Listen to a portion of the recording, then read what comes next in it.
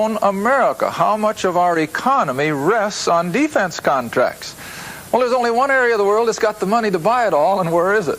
Well, the Middle East with all their oil money. So it's just a constant flow from all the nations of the world selling all of this war material to the Middle East. Well, there's more to it than economics, of course. The sovereign God is still in control.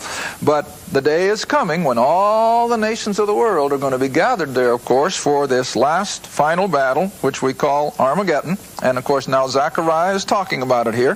Verse 2 again, "For I will gather all nations against Jerusalem to battle. The city, Jerusalem, shall be taken, the houses rifled, and the women ravished," which is typical of war.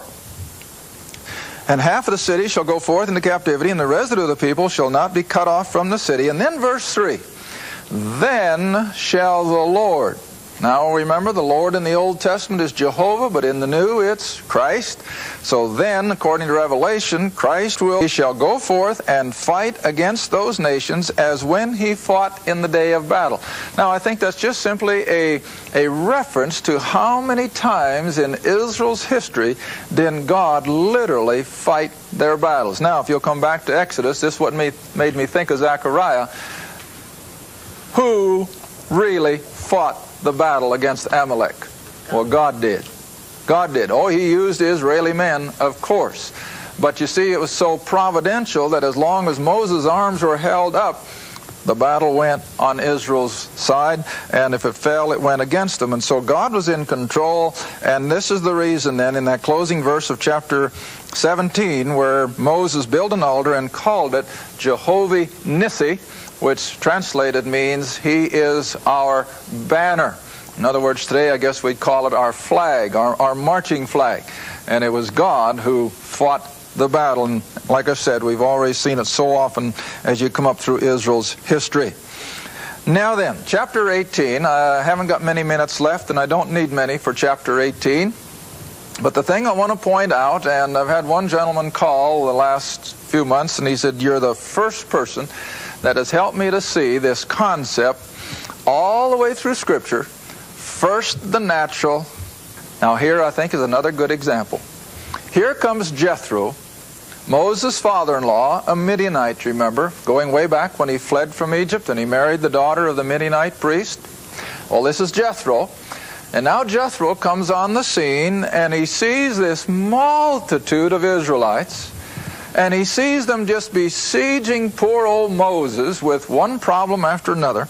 And you read it in your own spare time. We're not going to take time here to read it verse by verse. But Jethro comes along and he's, "Now Moses, there's no way one man can do all of this alone."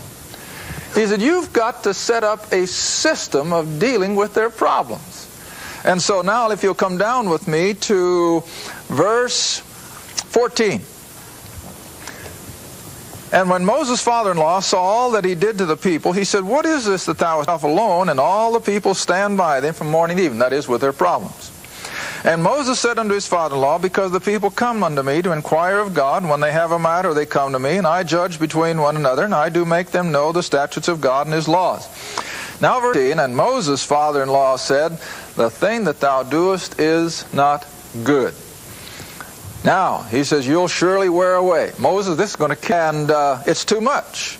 Now, verse 19, Jethro, this Midianite priest, I'm not going to accuse him of being a pagan, but I do not believe he's a believer in the God of Abraham, although he also is a relative of Abraham. But Jethro says in verse, well, I just lost myself. Yeah, in verse 19. And he says, "Hearken now to my voice, I will give thee counsel." I'm going to tell you how to do this. "And God be with thee." But has God had anything to say here?